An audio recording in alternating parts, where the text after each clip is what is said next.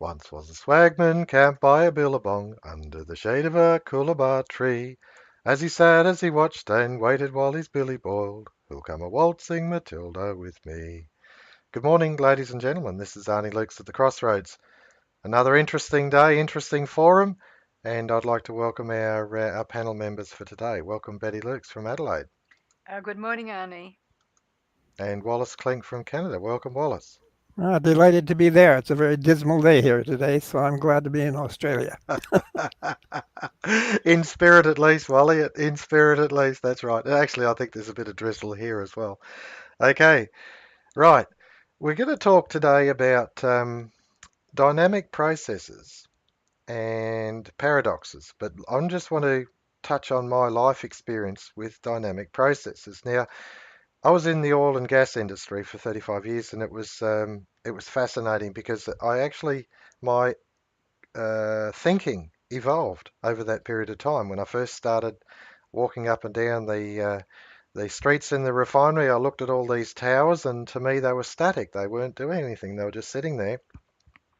But in actual fact, it was what was going on inside the towers was dynamic. And if you've ever boiled a kettle, then that's a very important point to take into account because some of the machinery in a refinery are boilers, and they boil the kettle. And but what they do is they've actually got a pressure controlling system on the boilers, and so they actually increase the pressure of the steam, the vapor above the liquid. They increase the pressure, and the higher the pressure, the higher the temperature they can get with the boiling water. And so it's this actual heat energy that's within the steam that they use in order to drive turbines or to heat exchangers and things like that. Now, coming back to dynamic processes, boiling a kettle. Now, what I call a single stage. You actually just boil the kettle and then steam comes off, and that's the process. If you cook potatoes, it's essentially a batch process. You put the water there, you heat it up, you put the potatoes in at a certain point, you cook it for a duration, and it's done. It's a batch. Now, if you were going to do a conveyor belt of potatoes, then you would bring them in at the start and you would put them in a water environment and increase the temperature, and then you'd continue on the process. And so the potatoes would continue to come in from the beginning and they'd come out as cooked spuds at the end. And that's a continuous process. And so it's an ongoing that you do a batch and then another batch and another batch and another batch and another batch. And that's the process. That's how refineries work. They actually boil oil, gas, whatever, they boil it, and then they boil it again, and then they condense it. So condensing is where you actually get the gas and you bring it back to a liquid phase. And they're continuing to do that, boiling and condensing through the towers. And one of the towers, I think it had something like, I don't want to tell lies here, it had more than 40 stages to it. So it was boiling and condensing more than 40 times. And I think one of them, it was a demethanizer tower, and I cannot remember how many it was, but the tower itself was near enough 45 metres high, 150 feet high, and it had all these stages going through the tower of boiling, condensing, boiling, condensing, boiling, condensing, all the way up to the top. And what came out the top was high purity methane, and what came out the bottom was other gases. Now, that continuous process is very, very important to understand because it's in this realm of continuous processes that we consider our industrial system. It's a continuous process, it's not static. We're not just doing one batch of potatoes, but we're continuously producing. And it's in this realm of continuous process that we've got to consider how the system works and very definitely consider the financial system. Now, I know I've sort of lined us up here, but I want to actually bring Wally up first because I think that Wally can embellish on this idea further, and then we'll bring Betty in to take over the floor. So Wally. Well, yes, Arnie, I thought you counseled Betty and I to keep this simple. But in any case, yes, Douglas was unique in doing his analysis of the costing system at the aircraft works in Farnborough, he discovered. I understand that he actually got a bunch of tabulating machines and that he was actually dreaming about these things and flows from them.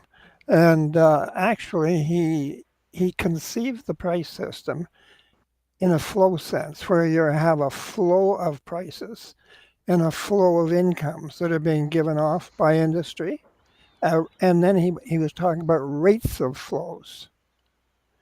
And the rates of flow of costs and prices was greater than the rate of flow of incomes that were being generated by the plant. And he did an investigation, I think, of about 100 other British corporations or businesses, and he found that that was true in virtually every case, except the occasional one where the business was actually going bankrupt. So, in other words, that posed a problem. How do you absorb the product dynamically if you have this divergent flow of costs and prices and incomes, and the income flow is less than the actual costs that have to be paid in order prices so that the costs of production can be liquidated. And that I think would be what you're referring to here. In other words, he made a dynamic discovery with with respect to the price system itself, and that posed a problem. How does it function if there is an inequality there? Well, it functions because we go through the artifice or the artificial process of borrowing money in order to fill that gap.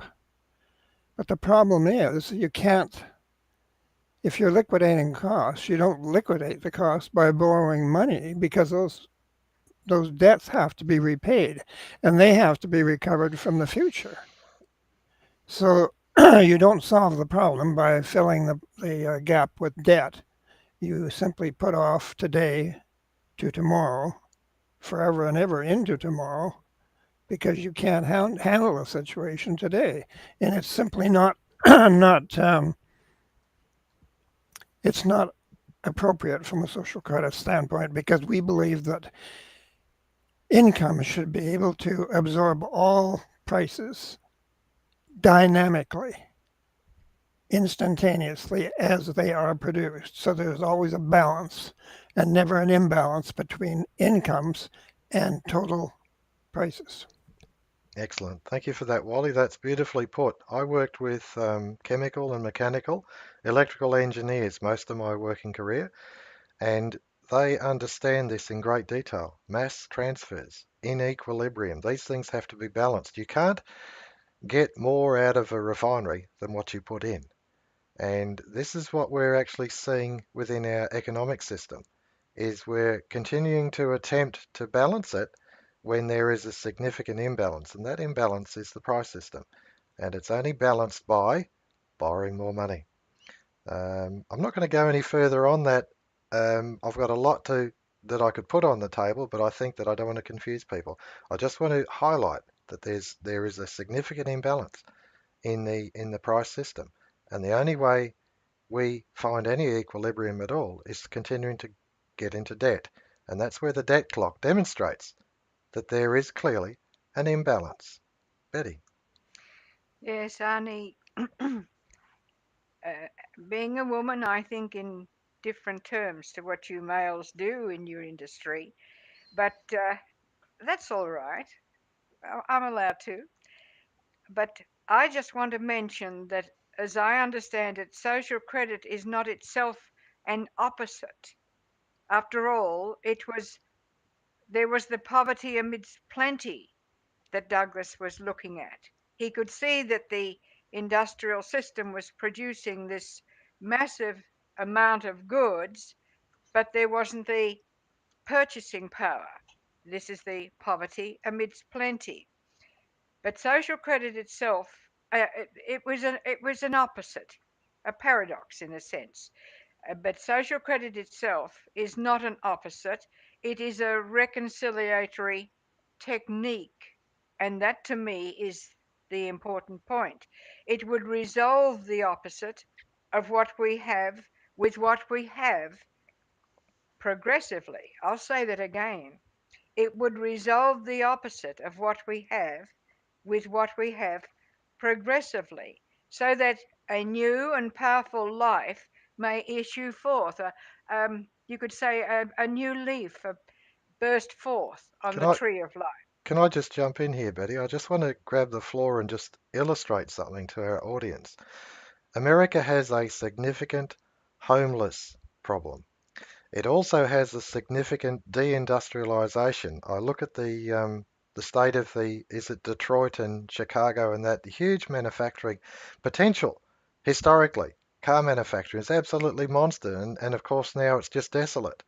Now the point is that people couldn't buy the cars and they couldn't live in homes because of an imbalance in the system. That's what we're talking about. Social credit balances the system where there's sufficient spending power to buy the cars that are made. The industry is there, the technology is there, the raw materials are there, the labor is there. But the imbalance in the system, there is no equilibrium, is in the financial system. And that's what social credit is reconciling. Back to you, Betty. Yes, that's the point, Arnie. It's reconciliation, not revolution. And that's what social credit is about. And if you think about what Douglas did, he resolved that dilemma, that paradox. He resolved it without affecting the society in any other way except taking, um, as it is explained in the A plus B theorem. And at the time that he put forward the idea of the national dividend and the just price, you you had you had the socialists in power in England who wouldn't have a bar of it, but what they wanted was that the those things should be, or that the income of the people should be taxed to pay for. And in other words, that was the revolutionary idea, because before that, it was understood that what a man earned belonged to him, not to government. He'd already paid his taxes.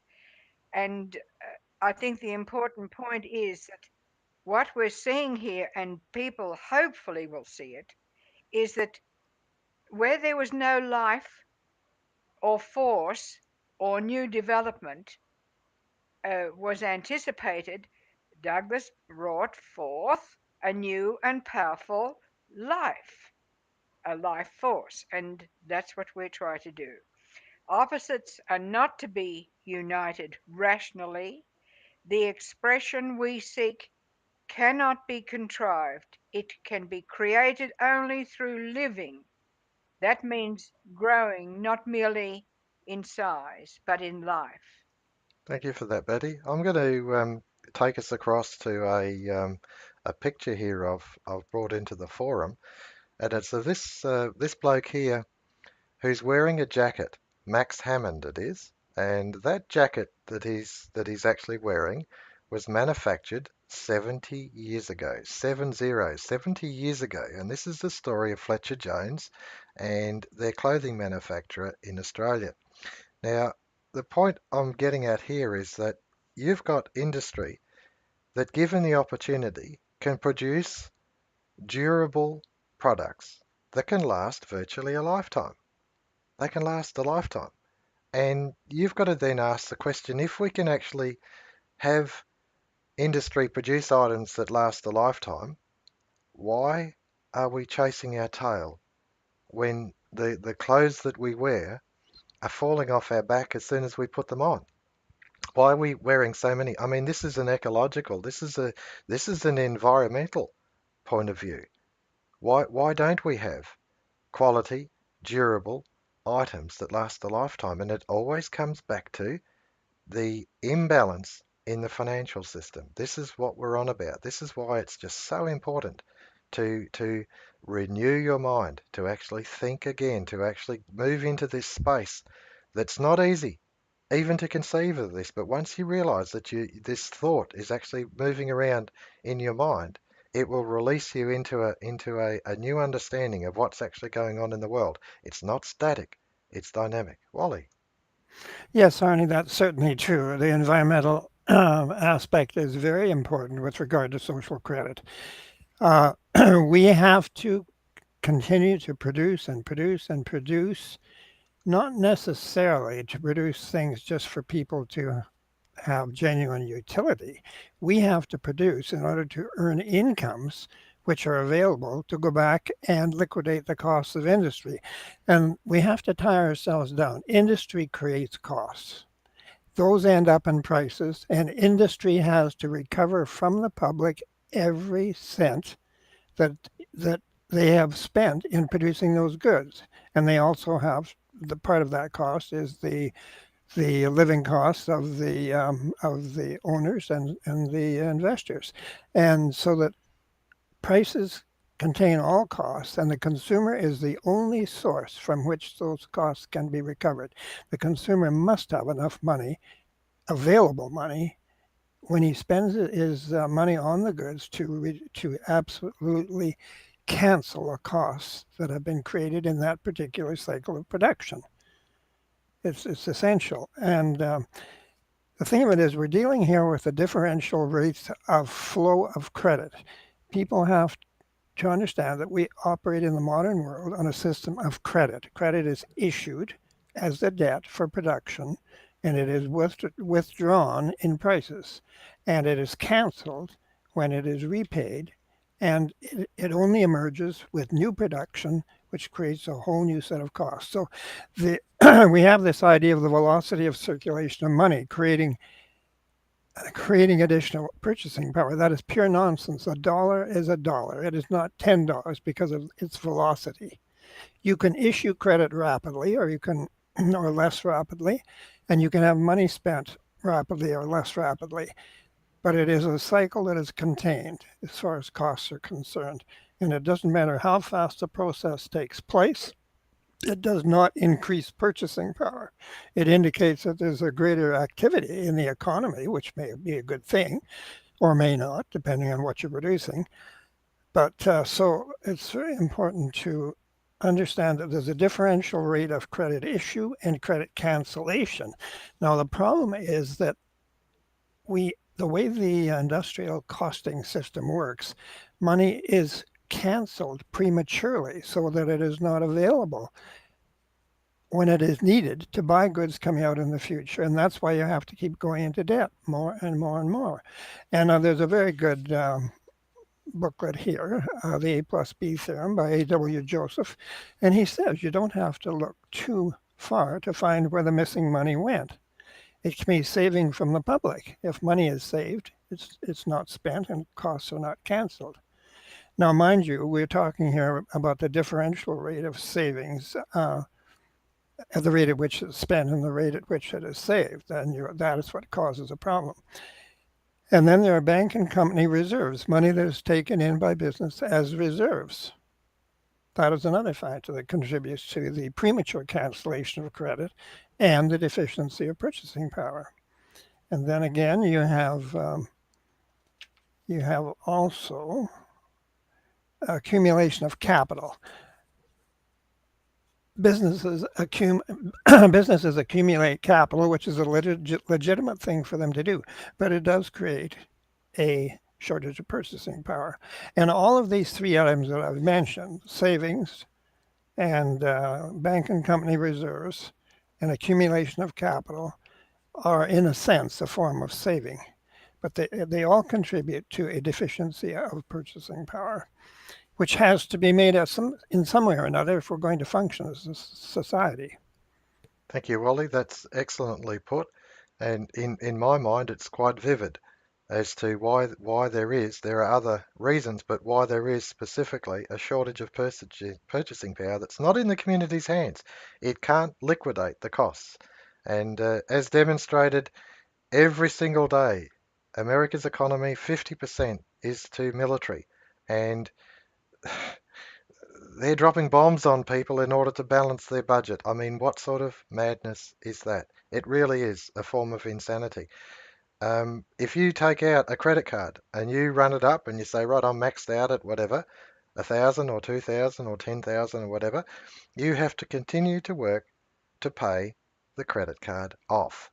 And the fact is that you've only spent whatever it is, the maxed out value, you've only spent it on goods, but you've got to work not only for the replacement of that, what you've spent, but also the interest component as well. So you're on a treadmill, and the treadmill is getting faster and faster and faster, and you're not going anywhere. You've already bought what was produced previously, and you've got to keep working now to pay for that. And that's what we're on about. This is how the financial system confuses us, and we're not looking at it dynamically, and we need to. We'll bring it back to Betty. Betty. Mm. Well, Arnie, I'm reminded that we dealt with the left hemisphere of the brain in one of the last sessions, and we didn't deal with the right hemisphere. And it's important that people do have a look at what Ian McGilchrist and Jordan Peterson have been producing. They're all on YouTube, and because that's in more detail. But McGilchrist makes this point in his book.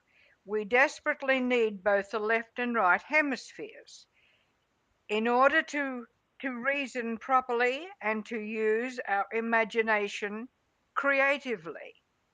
In reality, the right hemisphere sees more, is more in touch with reality, and is more intellectually sophisticated. And it we rely more on the right hemisphere. The left hemisphere does not understand things so much as processes them. So that to me is one of the problems with what we see all around us. It is the right hemisphere that is the basis for understanding. The left hemisphere is better than the right at manipulating both figures and words, but less good than the right hemisphere at understanding their meaning, or in fact, meaning in any sense. Information becomes more important than knowledge or wisdom. And that to me is where we are in this battle. And really, it must be the conscious cultivation of this mental attitude that we must address. And uh, Tudor Jones, in his paper in going back to in the 1950s, pointed it out that there is this loss of balance by the exclusively physical application of the Bacon formula in conjunction with prevailing ignorance of the vital necessity for a counterbalancing metaphysical application. And of course, the metaphysical is where you come to understanding the importance of meaning in life. All right. Thank you for that, Betty. I'm just going to try and bring a full circle into why we're on about what we're on about here. If you're running levels of debt and you have to continue to work in order to pay that debt off, then if you're an industry, you actually design in obsolescence. Why? Because you've got to continue to sell. It's a production line. You've got to continue to sell. Now, this image of this 70-year-old jacket, all right, I'll bring it up again. This image of this 70-year-old jacket is history. It's considered archaic now. We've got to get jackets that only last a year or 2 years. Why? Because we've got to sell more. We've got to pay the debt off. Stop. Think about it. If the jacket can be built that lasts for 70 years, why don't we build it and have a day off? Think about it. This is a philosophical argument. Should we work for work's sake, or should we actually just produce what's necessary and take time off to actually contemplate and think? And this is the left and right hemisphere.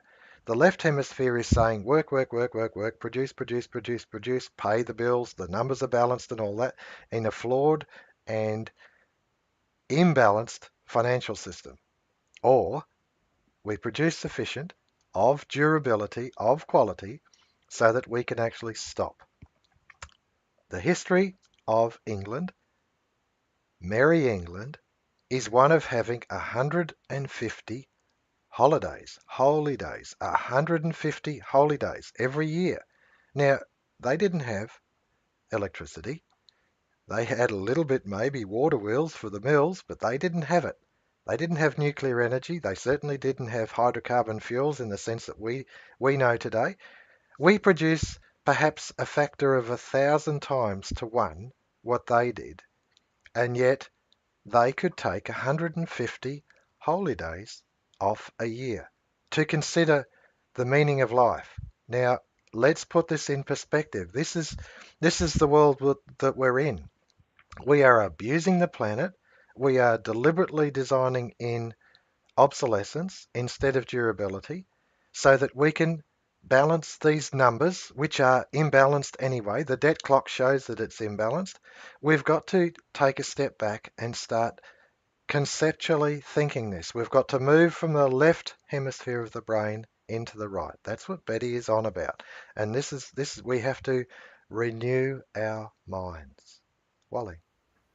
Well, yes, otherwise we're missing the meaning of life for the mere business of surviving physically, more or less, and which is rather austere and not a very full concept of life itself. Douglas spoke of economics as being simply a functional activity of men and women in the world. Primarily, it is a functional activity, but is the whole purpose of life mere function? Or do we have a higher aspect of life where we should have time to reflect, to think, and to contemplate the nature of life, to study our history, to study culture, and so on and so forth? If we don't have time for those things, we are really being culturally, mentally, and emotionally deprived. It's a very sad thing. And so we have to make up our mind whether we just simply live to be functionaries or whether we lived for life, which goes beyond mere functionalism. I think on the question of waste, there is this to it. We don't want to be so precise and quality about doing things that we direct resources which could have been directed to genuine improvements, genuine increases in efficiency. But if we're just producing in order to meet financial obligations, which shouldn't be there in the first place because of the defect in the price system, well, then of course we're on a very dangerous course. And I just had a little bit of a debate with someone the other day. There's so many people, who say, well, these freeloaders, these people who don't do their share, and they tax us to keep them. Well, they don't realize that they're looking at the world as though the system provides the means for everything to be produced financially when it does not. They completely overlook the fact that there is a shortage of purchasing power. And so they end up turning upon their fellow man in a very judgmental way and blaming their fellow man for all of their problems, for their high taxation and so on and so forth, thinking somehow in their mind that there is a physical scarcity in the face of an absolute enormous physical surplus. That's I mean, right. it's just it boggles the mind really when you think about it.